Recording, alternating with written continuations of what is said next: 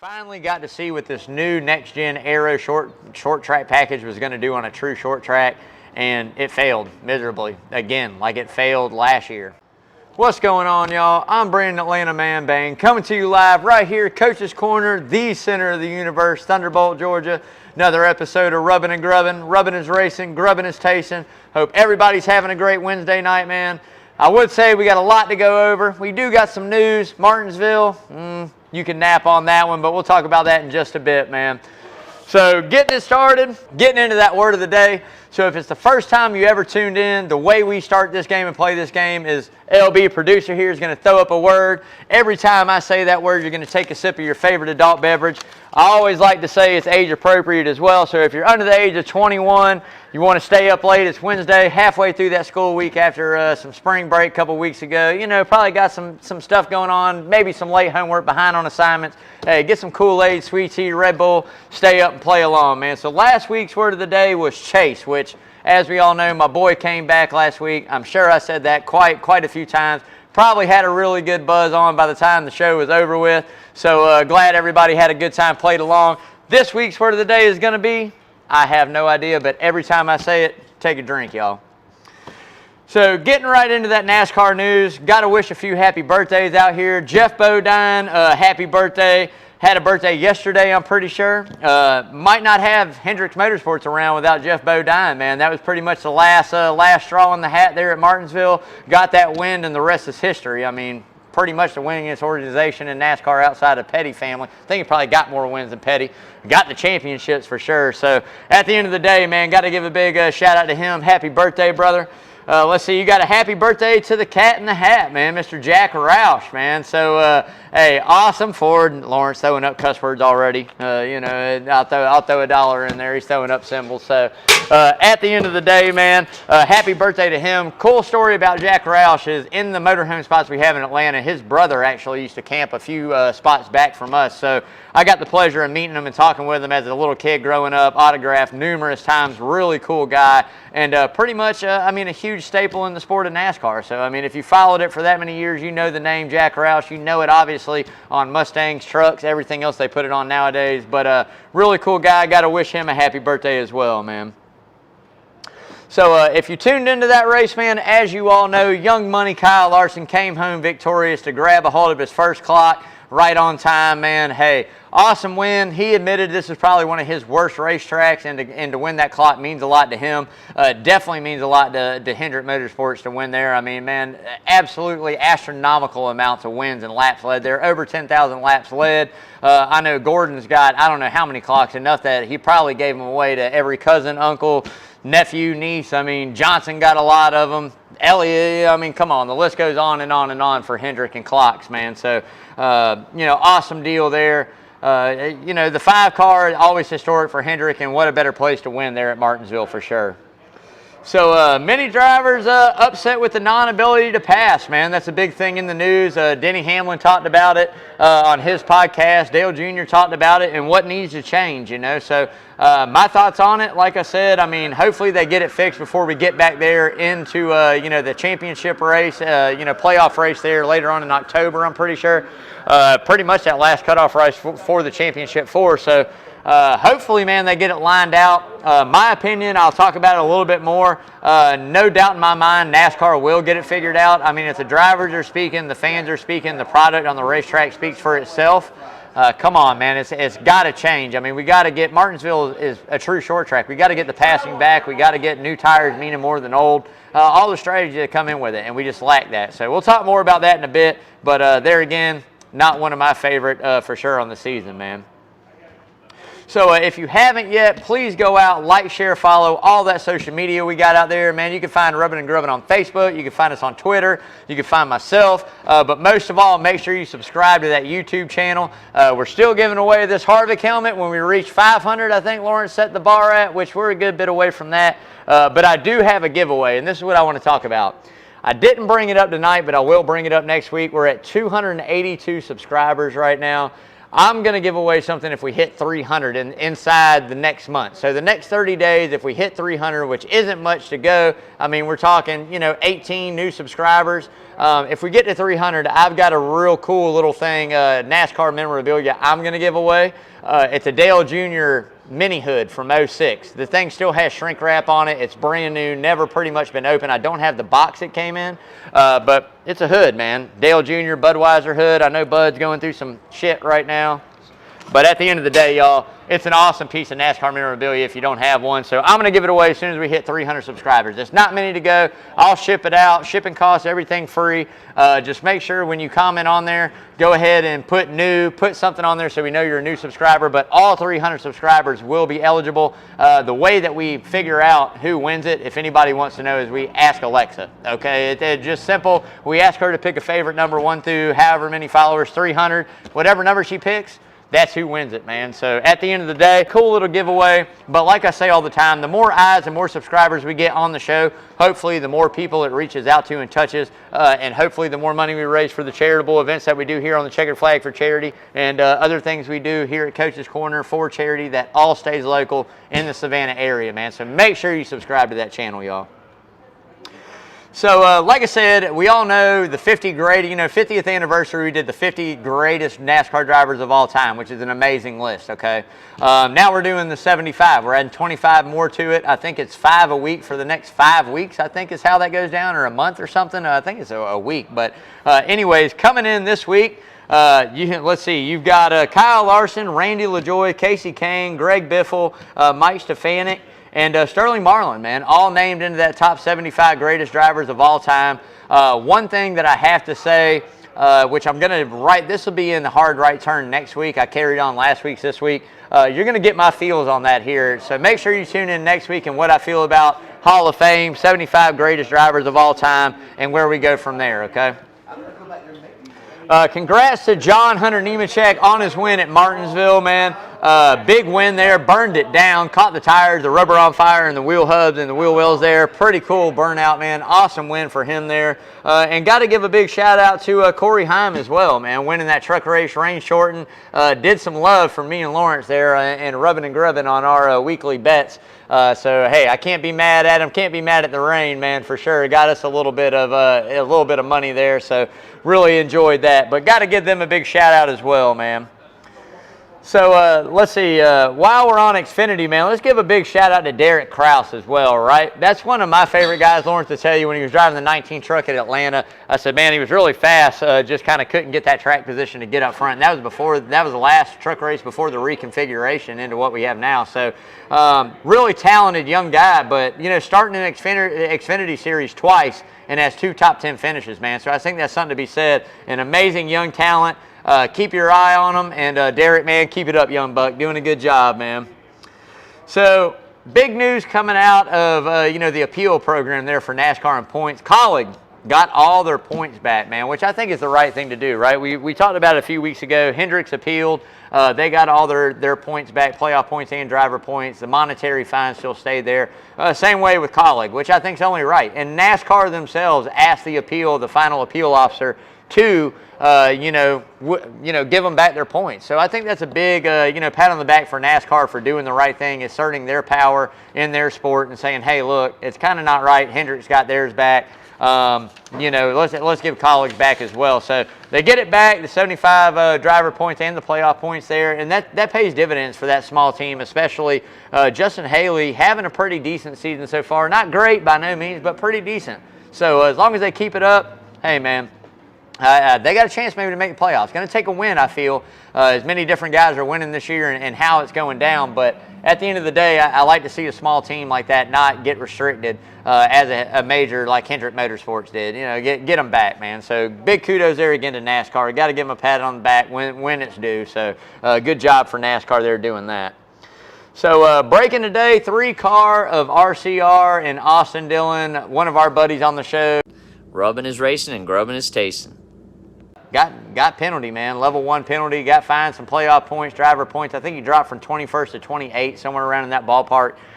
So that definitely is going to hurt them there. I think they're capable of winning, which can possibly happen. So I think at the end of the day, if it comes down to it, they'll make it in. But I think the 3 team has got to have some consistency. We've seen them run really good starting the season out. Kind of slacking here, you know, as of recent few, just up and down. So I think if they can get Austin up front leading and give them a win, definitely in those playoffs for sure. So, you know, the biggest part about that is losing the crew chief or losing, you know, just what you got going on there. The playoff points and driver points definitely hurt. So we'll see if they can gain them back, get that momentum rolling in the right direction, and, you know, get back inside that top 20 in points. You don't any longer have to maintain the top 30. They did away with that. So, hey, man, at the end of the day, if he can get a win, hopefully he'll get in and drive away and maybe make a strong playoff run. But we'll see what they do over there. So, favorite part of the show, moving on. But before we do, got to pause for station identification right here on Coach's Corner Sports Network. Hope everybody's having a great Wednesday, man. Thanks for all the love. Thanks to everybody tuning in. Cheers, y'all. So getting right into that checkered flag for charity, man. As you all know, we're doing it for somebody, another close friend of mine, Miss Jamie Shearhouse Monroe. Hey, I'm telling you, cooler full of joy this past weekend. I got up here a little bit late because of the accident that happened on Tybee. I don't even talk about the traffic getting off that island.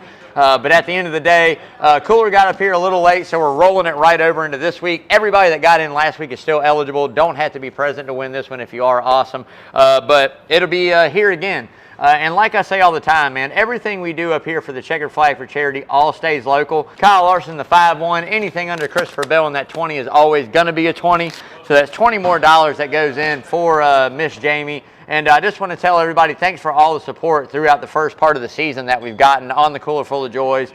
I tell you what, just keep turning out, man. All those live Soundgarden events that John and Coaches puts on up here, make sure you bring a little bit of extra. Get a raffle ticket, man. You can go home with a cooler full of alcohol. We've got some other bigger things going on later on in the season. We're going to have a set of Braves tickets we're giving away. We're going to probably do some Dogs tickets once football season gets back in. So there's going to be some cool things that go along with that cooler to get in and win, you know. I mean, $5, I mean, come on, man. You can get a ticket and go home cooler full of alcohol and maybe a set of Braves tickets later on. So just got to say thanks to all the patrons, the coaches, and everybody that turns out for that and donates in. I can't understand, I don't think you guys understand the amount that it really helps this woman out.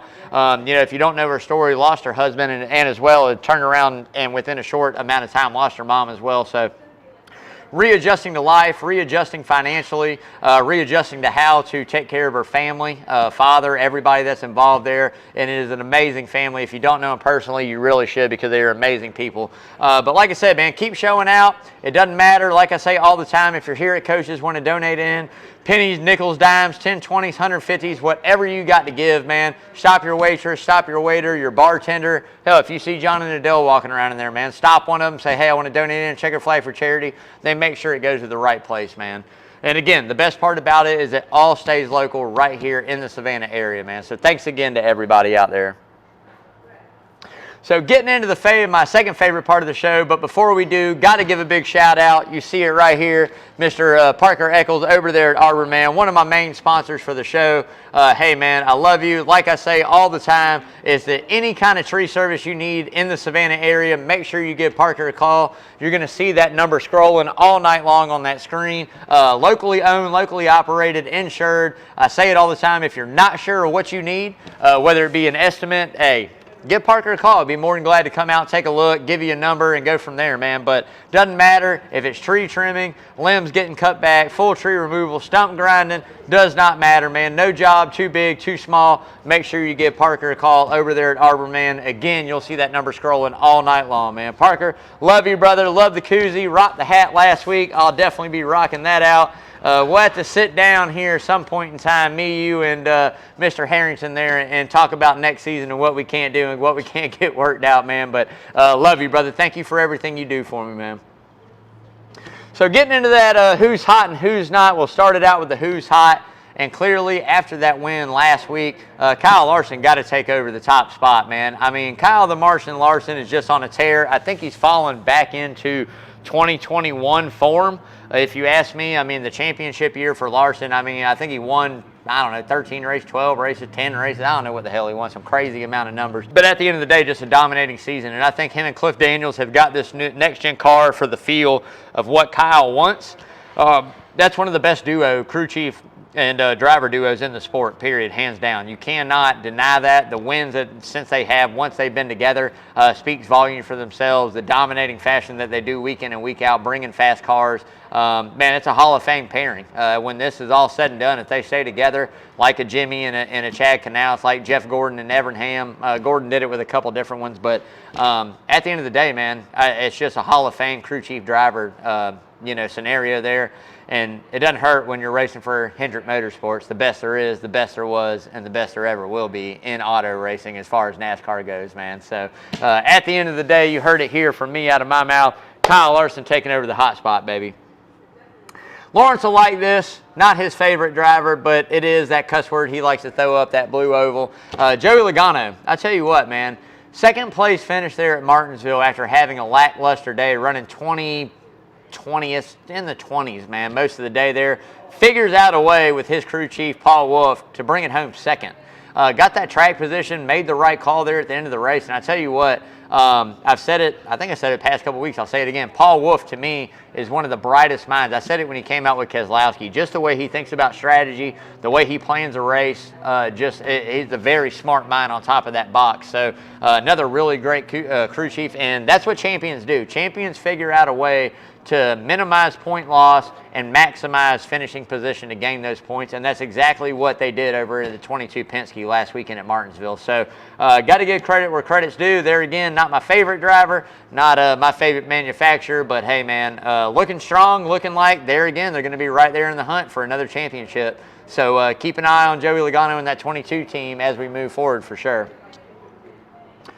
Chase Briscoe, man, and I got a nickname for him, man. Chase Crisco Briscoe, baby. Signed the flag just because the man's so slick, you know what I mean? There we go, and call him Chase Crisco Briscoe.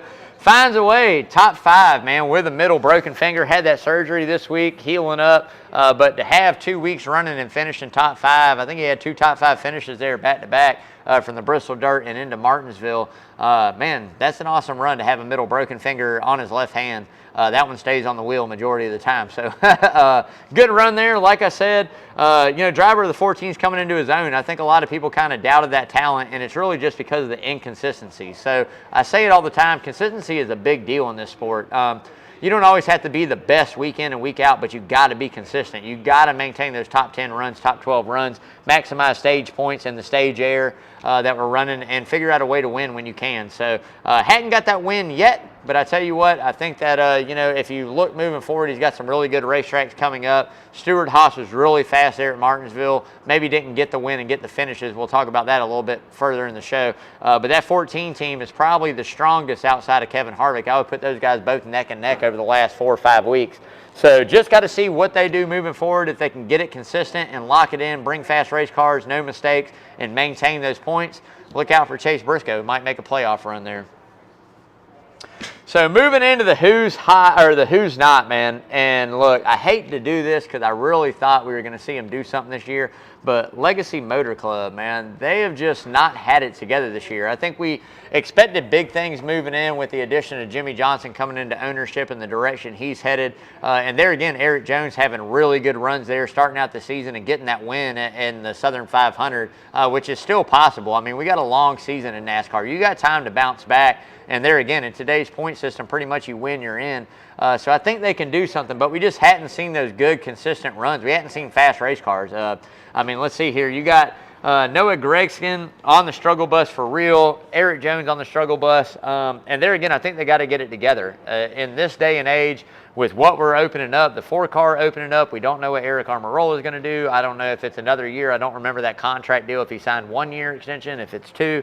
But there's going to be some rides that open up, and Eric Jones is a talent. I will tell you that. Xfinity Series, you clearly saw that. When he was at Gibbs, it took him a little while to get it figured out, and I think it's just all the transitions that went through during him in the sport. But he's a really good, young, talented driver with a lot of career left. So don't be surprised if he jumps ship if that contract's up for sure, and maybe moves into, I'm not going to say better equipment, but let's be honest, it's probably going to be better equipment. So we'll see what happens there, but right now, man, they got to get it together. They got to get from the shop to on top of the box to the drivers. You got to get it together, man. We're almost, 10 races into the season? We're almost a third of the way through the season right now, point races. So got to get it together before it's too late for sure. So moving right into that Martinsville recap, y'all, we finally got to see what this new next-gen Aero short track package was going to do on a true short track, and it failed miserably. Again, like it failed last year. It was almost like nothing was different. There was hardly any passing. New tires really didn't pay off the way we've seen in the past in Martinsville, and that takes away strategy. I mean, if you come in and take 4, you expect to be better than a guy that took none or a guy that took 2, whether it's 10 laps, 15 laps, or 20 laps, doesn't matter. We only saw that on really long runs, and I think towards the end of the race, you saw a couple guys there, Martin Truex Jr., Denny Hamlin, a couple of the guys started making some moves, but it was just really hard to pass, and that's not what we want to see at Martinsville. We want to see the tire strategy play out. We want to see guys with new tires and that have better race cars be able to move, and right now with the Aero package that's on this next gen, we just can't. So a couple of things I think they should definitely change. More horsepower, less aero downforce. I mean, get rid of the aero package there, period, man. I don't know if it's the bodies. I don't know if it's the diffusers underneath. I don't know what it is, man, but give more horsepower to where it's throttle. You can throttle up. You can get on the inside of guys easier. When you get beside them, you can get off the corner better. Something's got to give, because right now the product that's on the racetrack is not looking good for NASCAR. The teams don't like it. A lot of the drivers don't like it. There again, as fans, as a true fan, I don't like it. So we'll see what NASCAR does. They'll probably make some changes, but moving forward, hopefully by October, they get it figured out. So again, Kyle the Martian Larson been hunting that clock there for a while. Finally got it at Martinsville. Came out that 2-tire strategy there at stage 3 to go ahead and seal the deal, and just took off like a rocket there at the end of the race. I mean, nobody was going to catch him in the amount of laps we had left. So really big win again for HMS and Kyle Larson. That the second of the season there, that pretty much guarantees that playoff spot. I mean, you're going to see the 5 probably on a tear from here on out. You don't have much to lose. You only have wins to gain and trophies. So at the end of the day, we'll see how many more he wins, but guaranteed he's probably going to win a few more for sure. So Martin Truex Jr., you just heard me talk about it, had a really good run there, finished in top 3. Bad start to the day, started top 5 and just kind of fell back, but got it together and rebounded there for a really, really good, strong finish. Probably had the best car as those laps were winding down, but just didn't have the time to go up there and challenge Larson for that race win. Maybe a caution probably would have got there. Maybe it would have been a different story, but cookie didn't crumble that way for him. And at the end of the day, just got to be proud, pat themselves on the back, head into Talladega, and hopefully have a good run there as well. So good run for Martin Truex Jr. in the 19 camp over there at Joe Gibbs Racing for sure. SHR at Stewart-Haas, man, finally looked like they had dominating cars all the way through the field there fast. But man, I tell you what, Ryan Preece starting from the pole didn't last too awful long. I think he got his first pole and first stage win maybe, and then after that kind of disappeared. Chase Briscoe was the best there. Harvick was really not a factor all day long, challenging for leads and leading laps. Eric Almirola, a decent run there again, but just didn't manifest into, I think, the day they thought they were going to have there. When you bring fast race cars like that, you expect one of them to contend for the win, and there again, just cars didn't fall that way for them. I think they have momentum that they build off of in the shop. I think that gives you a good, feel good when you go back to the shop to know you built fast race cars. Now, what can we do better execution-wise? The speeding penalty killed Ryan Preece's day. What can we do, inside the shop to make sure that we bring those cars week in and week out to every racetrack? So there again, we just got to see what Stewart-Haas does, but I think it is a really good momentum booster for guys working in that shop and those younger drivers that are behind the wheel, and even some of those older cats that have just been struggling. I think for Eric Almirola, that's definitely a feel-good heading into Talladega. We know he's a decent super speedway driver. We'll see if they can keep that momentum rolling, but hey, good run there for Stewart-Haas. Got to get him a pat on the back. Denny Hamlin, again, had a great run, but at Martinsville, you expect him to contend for that win every single year. I mean, didn't quite have the car to go out and get that win at his home track, one of his home tracks there in Virginia at Martinsville. But I tell you, there again, I think it brings good momentum into the 11 camp. Great super speedway racer heading into Talladega. But there again, we all know how that goes. But I look at it moving forward. I'm really hoping this isn't something that we relate to Kyle Busch. All right, I really don't, because we just saw Kyle Busch fall off last year when we knew contract was up, sponsorship was leaving. Denny's in that same boat last year with FedEx. FedEx is done; they're out. I think the writing's on the wall. He's an older driver. There again, he's got his own stuff going on at 2311. I think it's not anything to take out of the fathom of him making a move over to 2311 and then, you know, trying to qualify for every race. I think that there again, the charter system needs to be reworked. We do know Rickware Racing. We don't know what their future holds after this year with Cody and his legal troubles that's in, if he's going to fold it up or sell it. And who else might be in the bid to get that. But I really think we got to rework it. But at the end of the day, I hope this doesn't turn into Kyle Busch 2.0 and just kind of get in the junk, if you ask me. And I really want to see Denny do good. It's not my favorite driver, but I love how vocal he is, and he doesn't bite his tongue to speak, whether it's good, bad, or ugly, towards NASCAR or towards other drivers. I really enjoy his commentary and his insight on what the sport and what we can do to better it, or, you know, how he feels about situations. So got to see moving forward, but a good run there at Martinsville. Just got to get a little bit better to get that win, man. Last but not least, Chase the Bulldog Elliott didn't disappoint in his comeback. Obviously wasn't up there for the win, but at the end of the day, a top 10 finish after sitting on the couch for 6 weeks. He said it best. He was just a little bit out of race car shape, man. The heat got to him. You clearly saw that after the race, sitting down on the side of the car, trying to rehydrate as quick as possible. But I tell you what, man, he's back. And it's not going to be long before he starts reeling off wins. Talladega, you see it behind me. Could be a good place to start it off. Won there before. Dover is definitely one that's got to be circled on that box. Runs really good there as well. So I think he runs good just about everywhere. There's only a couple, if you ask me, that he's not good at. Got a lot of road courses coming up.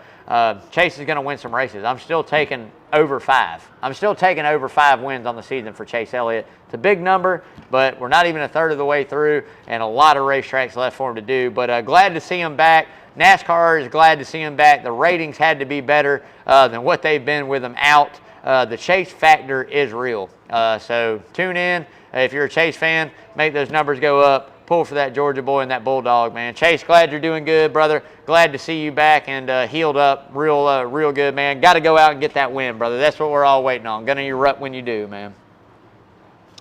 So getting into that Talladega preview, but before we do, we're going to pause for station identification again right here on Coach's Corner Sports Network. Hope everybody's having a good Wednesday and enjoying the show, man.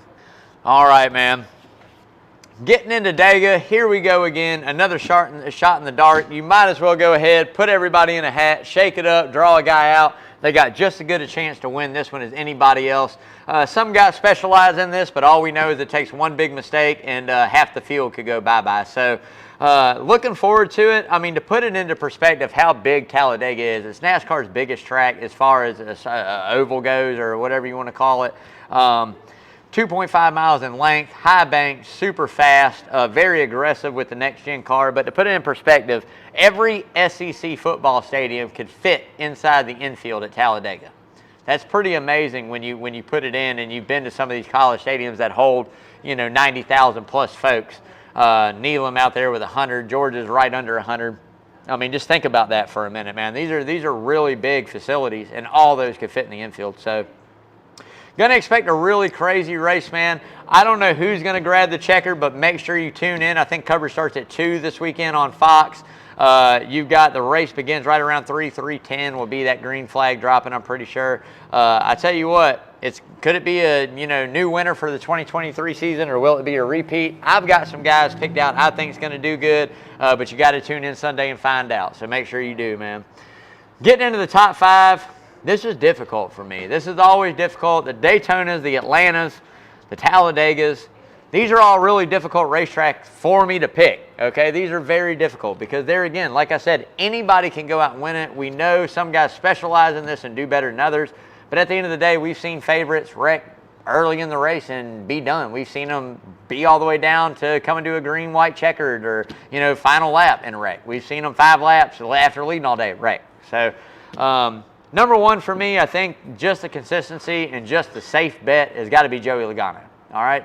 Great super speedway racer, understands how to control the momentum on the top and the bottom lines, understands how to block, gets a little aggressive with it at times, which we've seen bite him in the butt. We'll say ass, why not? We'll throw another $1 in there. It's bit him in the ass a couple times in the past. Got some wins there, but I think that he's really good at doing what he does. Everywhere we go, it seems like the 22's been fast all year long. A couple bad runs here and there. But at the end of the day, coming to a super speedway race, I expect him to do very well. So I'll take Joey Logano in the 22, number 1. 2 for me, Not a really good run for him this past weekend, but William Byron, I'll take the 24 car there at second. Just a really good season. Got a couple wins in it so far. I think simulation racing, understanding how to control that draft is really good for him. And let's be honest, Hendrick Motorsports brings some fast cars to super speedways. Going to have a lot of teammates in their Chevys to work with. So I look for him to contend. So I'll take 24 too. 3 for me, Kyle Busch, man. After that run at Daytona, it's kind of changed my outlook on him on super speedways, okay? It's not his forte. It's not something that he's been great at. He's won them, yes, but it's not his forte of racing. But I tell you what, after that RCR car and that 500, I look for him in the 8 to have another really good, strong run. Fast race cars, a lot of teammates, again, another Chevrolet. Gonna have some guys to work with, to pit with, and we all know how important that is to come in as a group, how much momentum you can lose. But at the end of the day, 8 car, Kyle Busch, 3 Kai Chai, or 3 Chai Kai, I'll take him third on the list, man. 4, Lawrence will be happy with it. Come on, man. It's his favorite guy, man. I got to take Ryan Blaney. I think Ryan Blaney had this one circled. He's due for a win, long overdue for a win. We got to see what he can do, man. He's got to get a win. And I think if you're going to look at a place where he's had success in the past, been right up front, got a win there, push guys to the win there, pushes one of his best friends to the win there, my guy, Chase Elliott. So I think Ryan Blaney's got this one circled. I think that they're going to bring a really good race car. Again, pit road has been a huge downfall to the 12 team. I don't know. It's either time to start hiring or firing some guys on pit road. Equipment, penalties, tires, penalties, driver issues, him making mistakes. Got to have a clean race. Got to get it done. But I think if everything goes well, the 12 car will be up there to contend for that checkered flag as well. So I'll take him 4. 5 for me is very difficult. My guy is just getting back into the race car. He's just getting back into the seat. We know he knows how to get it done there at Talladega. So I split this one, all right? And I've been doing this past couple weeks, and I really need to stop, but it's really hard, all right? The 9, I'm going to take 5th, or the 5. Another Hendrick car. As you notice, it's Penske, Hendrick, and Chevrolet dominating it up there. I tell you this, man, I expect the 9 to have a really good run. It's a lot easier on the body than what a Martinsville is. I think that if stays with teammate, keeps his nose clean, stays out of the trouble, doesn't get caught up in a big wreck if we have one, 9's going to hunt for a win. The 5 as well, after watching Daytona, again, Kyle Larson, this is not his forte of racing. This is not his style. This is not what he specializes in or has been known to run well on. But after watching Daytona, he was right there in the hunt very late as well. So I know Hendrick's going to bring fast cars. He's on fire. He's got the momentum. He just won last week. He won the week before, 2 weeks before that. I see him running good. So the 5 has got to be in there as well. Now, if we're looking at dark horses, we're looking for some guys. I usually run 3. I got 4 in there this week. The 3 of Austin Dillon coming in strong. I think, again, you go back to Daytona. You go back there to Atlanta. The guy, he knows what he's doing on super speedways. So I think he's had a little more success at Daytona, obviously, than he has at Talladega. But the 3 is iconic. Any super speedway we go to, restrictor plate racing, Dale Earnhardt Sr. was the man at Daytona, at Talladega. Really didn't matter. So I think that they've got something to prove over there in the RCR camp. We'll see what they can get done. 2 on that dark horse list, Bubba Wallace. I think a lot of guys sleep on him when it comes to restrictor plate or super speedway racing, if you will, is what we call it now.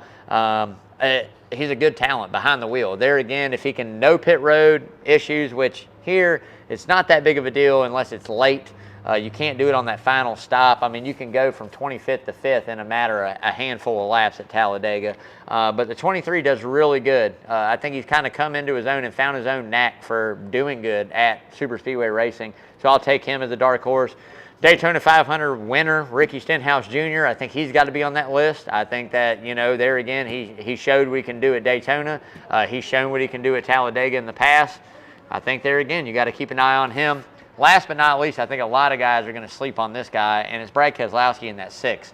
Again, ran really good at Daytona, really, really fast all season long, it seemed like, on these bigger tracks. I think Roush and Ford are trying to make some moves over there at RFK. I think the program is definitely better than what it was last season. I think Buescher's got to get consistent. I think to have both of them consistent week in and week out is going to pay dividends for that team. But expect Brad Keselowski, another really, really, really good super speedway racer. I think Joey Logano learned a lot from Brad Keselowski, if you want me to be honest with you. Expect him to run good. So he's definitely a dark horse there. Super dark horse, we always got to go with the man, Corey LaJoy. He's got a knack for it. We're throwing him in there. You can guarantee that's going to be on that list in the money line. But we're getting into that next. But that's going to wrap it up there for those top 5 and dark horses. So love to see who you guys think is going to do. Throw your top 5 up there if you're watching tonight. If you watch on YouTube, throw your top 5 in. We also have a NASCAR page that we're on. Rubbin and Grubbin, Lawrence, and myself all follow. And we do a lot of that on that page. It's a really big group page, if you will. And a lot of folks post who you got for the win, who you got for top 5, you know. So it's really fun. And like I said, just throw your top 5 picks out there. If you think I'm sleeping on somebody that's going to run good, I'd love to hear it. And we can chat about it for sure. So getting into that money line presented by Redfin. Hey, man, whether you got money on the line or a wall hanger, make sure you see it clearly with the best polarized sunglasses on the planet. Italian frames, Carl Zeiss lenses, man. These glasses are made for the water for sure, man. Like I say, whether you're in the water, in the woods or on the water, make sure you don't get caught without your Redfins. I say they're very stylish, man. They got a lot of styles, and I'll tell you what's funny is my style that I have, which I didn't bring up here tonight, are sold out. They've been sold out for I don't know how many months, man. The Hatteras are hard to get. They've got a lot of good looking sunglasses, so make sure you check that out. And like I say, whether it's offshore or on the lake, do not get caught without your Redfins. And as always, live life fins up. Hey, check out their website and use code RubbinandGrubbin15 at checkout to save 15%. Got to give a big shout out there as well. I got my hat coming in as well, so you got to make sure you go. They got t-shirts, hats, sunglasses. They got some really cool apparel, man. So make sure you check out that website for sure. So getting into that money line, Cup didn't pay us any kind of dividends and profit this week, but we did hit in that truck race, man, which put us in the good. Let's see, we won 450 units. We lost a little bit back there, so we pretty much broke even this weekend, it looks like. Did we not, Lawrence? We're at 625 units on the season, which still isn't bad. It's not where I was hoping we'd be after 10 races, but I tell you what, we're going in hard here at Talladega. Yeah, I know, man. We were super close. I mean, we had quite a few of them up there to get it. Why I didn't take Larson? That's 2 weeks in a row. Those 2 races, we didn't win anything, and it kind of cost us by not taking Larson. We're just more of the end of the odds, right? I'm not going to bet on somebody that's not going to win us some money. I mean, it's just there's no reason to bet what we bet and then win 15 extra units. It's not paying off. So I don't agree with that at all. But moving in this week, with it being a super speedway race, the odds are going to be really good. So even the favorites, opening odds, are starting out at 11 and 1,200, plus 1,200. So that's 12 to 1. You're looking at guys like Ryan Blaney. You're looking at guys Chase Elliott, Joey Logano, William Byron. All those guys are locked in over 11, basically 11 to 1 odds, man. So you got to look at it that way. A little bit deeper back there, the 8, the 11, the 20, the 47 all come in the teens. All those guys are looking really, really, good for a mid-tier pick. If you go a little bit further back, 23, 3, 4 all have super amazing value. I want to say they got Kevin Harvick at like 30 to 1. They got Austin Dillon, I think, a little bit more than that. I mean, there's some guys out there who just have amazing odds. And like I said, going a little bit deeper value for the amazing long shots, 7, 31, 43. Those odds are all 40 plus, man. I want to say they got, I think Corey LaJoy sitting up there at 45 or 50 to 1. So, I mean, that's some money right there, depending on what you bet. So, but make sure you check us out, subscribe, and follow us on our social media, because that's where you're going to figure out exactly who the Rubbin and Grubbin crew locks in those exact bets. Lawrence throws that up every Friday, Saturday, and Sunday. You throw it on there for every race. So we do trucks, we do Xfinities, but we definitely try to specialize in those cup odds. So make sure you follow us. You can check that out and see exactly who we lock in. You can follow us, or hey, man, throw in your bets. There again, if I slept on somebody, I'd love to hear about it. Again, that 6 is probably going to be on there on those odds. We'll have to see what we fold out. Top 3s, if we run some top 3s, if we run some wins. But at the end of the day, follow that social media. Check it out, man. So getting into that hard right turn, but before we do, I got to give a big shout out to one of my main sponsors out there, Lamar, over there at Lamar's Body Shop. 35 plus years taking care of Savannah's automotive collision needs. I tell you what, if you haven't seen some of the work that's come out of there, man, it's amazing. It doesn't matter what it is, fender benders, need some paint work done, some scratches, some scuff. If your ex went out and just keyed your car up, man, whatever it may be, make sure you go check out Lamar up there at Lamar's Body Shop, 2301 Skidaway Road, hop, skip, and a jump away from coaches, man. So it's a win-win. You can drop the car off, get the estimate, come here, eat some amazing, great food, have a good time, patronize in here, and then go back and get your car, man, and go home. So, again, you'll see that number as well scrolling on the screen, but it's 2301 Lamar's Body Shop right up here. I always like to say it, why settle for par? Go see Lamar, man. Love you, brother. Had a blast seeing you as well, man. Come up more often. And like I say, if I catch you out eating breakfast, your breakfast is on me next time, brother. So continuing last week's conversation and last week's and its problems, it reared its ugly head again. I touched base a little bit on it. This next-gen car on short tracks really has some issues. It's just on short tracks is a staple of NASCAR, right? It's short tracks and mile-and-a-half ovals, if you ask me. Super speedways have became one when they got introduced in the 60s there, but at short tracks, mile-and-a-half, man. That's NASCAR racing, and we just can't race on short tracks right now. Excuse me, y'all. Can't race, can't pass. The racing is not the product I think that we want to see as fans. It's not the product I think NASCAR wants to promote as a sport. I think that we're doing some things with the next gen that we just got to take back. I mean, whether it be scrapping a majority of it, take the underbody diffusers off, add horsepower back into that car, let the drivers be able to control it through the throttle, let them be able to make passes through that throttle instead of just of getting a run arrow and getting to a guy and getting tight beside him and not being able to pass. I mean, it's nonsense, honestly. And speaking on that, it's just for a fan base that honestly isn't there. The next gen fan base want to see guys side by side race. They want to see aero racing, and as a true NASCAR fan is what I like to call it, and not a next-gen fan as I like to call it, that love just calamity and mayhem and just want to see cars side by side. We've got to do things to appease the true fan base of NASCAR. Kenny Wallace touched base on this. What we're doing is for a fan base of trying to promote those younger fan bases, man. Those guys, those F1 fan bases, the next gens is what I like to call them, the next-gen fan. And what we're doing is for every next-gen fan we gain from running more road courses and running this next-gen car and keeping it the way it is, we're losing true core NASCAR fans, guys that have been watching it. Now, I know that people are going to argue about it and go, well, when we went to stage racing, we lost a lot of them too. You're very true on that. You're very right. And why do you think we're in the condition of the sport we're in now on viewership? I think we're on the incline. I've said this over the last 5 years. The racing has gotten better. It's a youth sport. Everybody in the sport outside of a few guys is under the age of 32, 30. I mean, when you got Kyle Busch at 37 years old and he's considered an old guy, Denny Hamlin's maybe almost 40, Kevin Harvick's 43, right?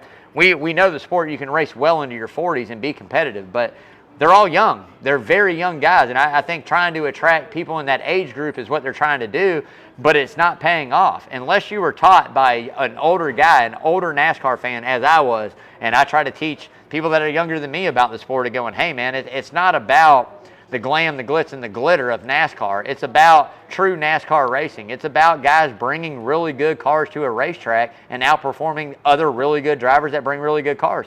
And right now, with everybody having a spec car, basically, we're not seeing that. So I think that we've grown from last year on mile and a half for sure. I think we've grown on super speedways because we all know it is what it is. Road course racing is what it is. I'm not a huge fan. Get rid of it other than 2 a year. Take stage racing out with cautions. I love the fact that the road courses went away and took those stage cautions out. You bring back in tire strategy. You bring fuel strategy in. If you want to keep the same playoff format, awesome. I could really care less. Award those points for whoever's leading at a certain lap and keep it green. I mean, let natural cautions cause the caution, not planned cautions where we all know. Is it good for TV? Yeah. Is it good entertainment? Is it good for a guy who has a favorite driver that's running 10th and needs a shot at a win? Yeah, it's great, man. And will the best car usually win either way? Yeah, it usually will. But at the end of the day, I think these are things that we really have to focus on, man. Take the road courses out. Take the dirt off of Bristol. 2 concrete races of their year. Bring back an extra Dover race. I would much rather see Dover in the playoffs somewhere than I would Charlotte Roval. Move Charlotte Roval to a normal points-paying race if that's what you want to do. Take away Circuit City of America. Take away Indy Road Course. Bring back the Brickyard 400. Bring back a Rockingham race. North Wilkesboro, if it's successful, bring it back. And people are going to go, well, the infrastructure, it can't support 70,000, 80,000. When do we have 80,000 anymore? NASCAR doesn't release the numbers of attendance, all right? And there's a reason why. because you don't see 80,000 people going anymore in the stands, man. It just doesn't happen, right? Maybe at Daytona 500, maybe at the Southern 500, maybe at some of these big races, yeah, but we just don't see it. So if you can hold 60,000, bump the ticket price up a little bit. I'm not going to be upset with that. If we can hold 45,000, bump the ticket price up. I'm not going to be upset with it. It is what it is. But at the end of the day, we got to do something to save the sport, because right now the schedule is going downhill. The true core fan base is going downhill. And I can tell you, if we are stuck with nothing but next-gen fans, we're going to be racing on streets. We're going to be going to Long Beach. We're going to be racing on Chicago roads. We're going to be racing on New York roads.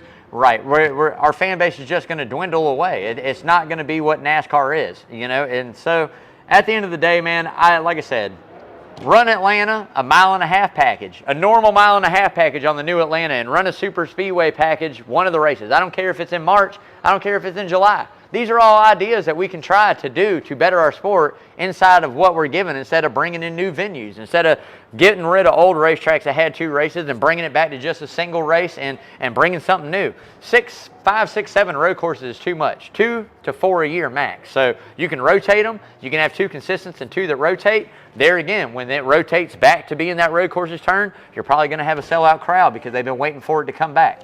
Just my thoughts, man, but we got to change it, because right now it's just, it's not. They're out for drama. They're out for that late race drama. NASCAR throwing some BS flags, which we've already seen 2 cautions this year I feel are kind of BS, honestly, just to bring that drama factor into the sport.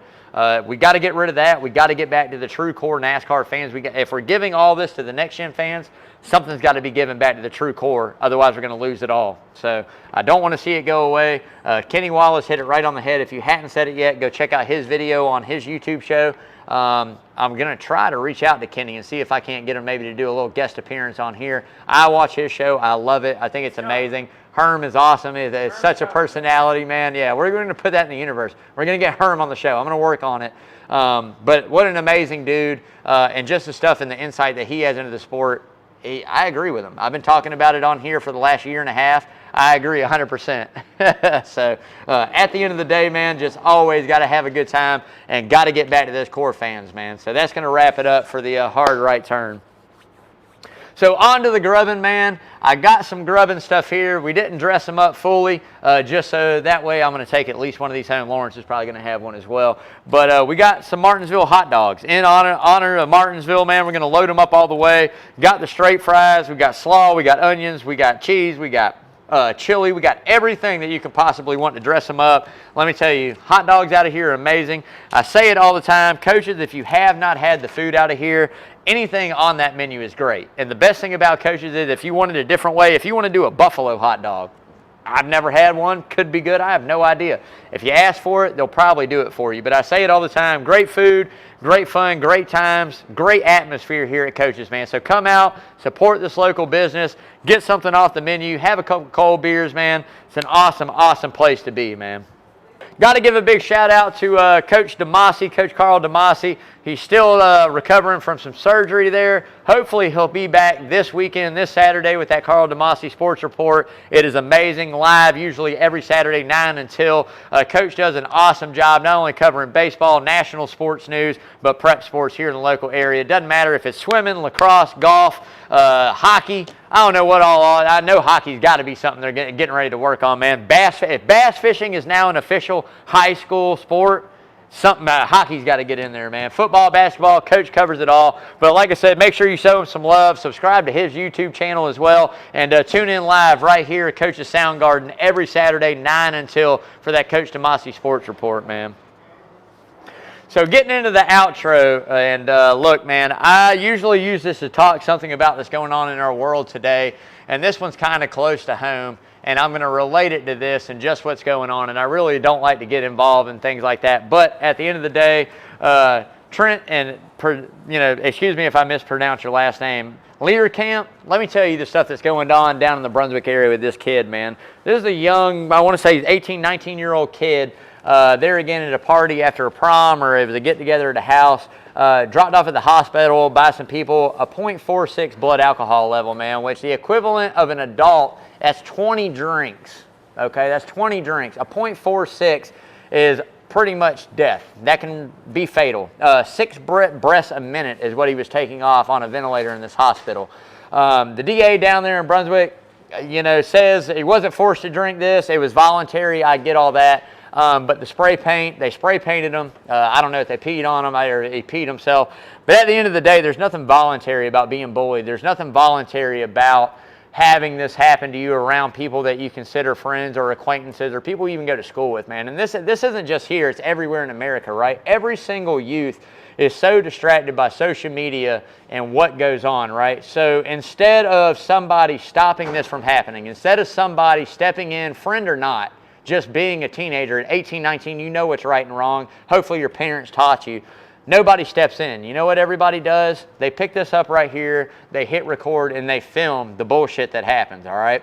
I've got 2 teenage kids, and I can promise you this. He is a brother, he is a sister, he is probably an uncle to somebody. He's somebody's son, all right? And I can promise you if that happened to my 2 kids, I'm burning down whoever's house this was happened. I'm probably going to prison for the rest of my life, man. This is just unspeakable, and it's a huge thing with our youth. Teach them right, man. Teach them right from wrong. Teach them to stand up for people. Bullying is something that goes on, man. And like I said, mental health is such a huge issue in our youth. And all this is in the same ball, man. So teach your kids to step in, stand up. Call the cops, man. At the end of the day, it's a party. Who cares, man? Pick the phone up. Nobody's going to know who called. Pick the phone up, call the cops, man. But I really pray for a speedy recovery for this kid. He's still in a hospital or a rehabilitation center right now. I really pray that justice is served. I know that they've arrested 5 folks. The parents or the people that own the house were arrested on misdemeanor charges, which I just find crazy. I don't know if they've exactly pinpointed down who was at fault for doing this, but at the end of the day, I really hope, they set an example down there. And just, all of America really needs to keep an eye on this and see just the effects of what you can do by bullying or hazing or pressing somebody to do things just to think that they're cool or to involve them in your social group. It's not hard for somebody that everybody bullies or somebody picks on just to say hey to. Yeah, if you're a cool kid, you got some status in high school, which we all know how high school goes. If you're a fucking, excuse my language, sorry about that. If you're a cool kid, man, stop in the hallway, man, and say hey to somebody, talk to somebody for a minute, man. Be a friend. That's all it takes. It's not hard to be kind. It's not hard to, I guess, minimalize your social status in high school. Because at the end of the day, let me tell you, it doesn't matter how popular you are. 9 out of 10 people that think you're cool, think you're the coolest kid on campus, when you go to college, those people, half of them you're not even going to hang out with any longer, man. You're not even going to keep in touch with them. You'll probably have some good lifelong friends you've had that you stay in touch with, but half of your high school friends you don't keep in touch with, man. So, like I said, at the end of the day, that's the end of my rant. Like I say, be kind, press rewind, man. Love everybody, give everybody a hug. As I say all the time, tomorrow's not given. You don't know what people are going through. Hug your loved ones, give them a kiss, or hug your loved ones, give them a kiss, man. Tell them you love them, give them a phone call. That's all it takes, man. Hey, as always, I hope everybody had a good time watching Rubbin' and Grubbin'. Hope everybody's having a great Wednesday night, man. Enjoy your weekend. Come out to Coach's Allman Brothers Tribute right here Saturday night. Show up, show out, and as always, stay safe. Till next time, bam. Wash your hands, y'all. Love y'all, man.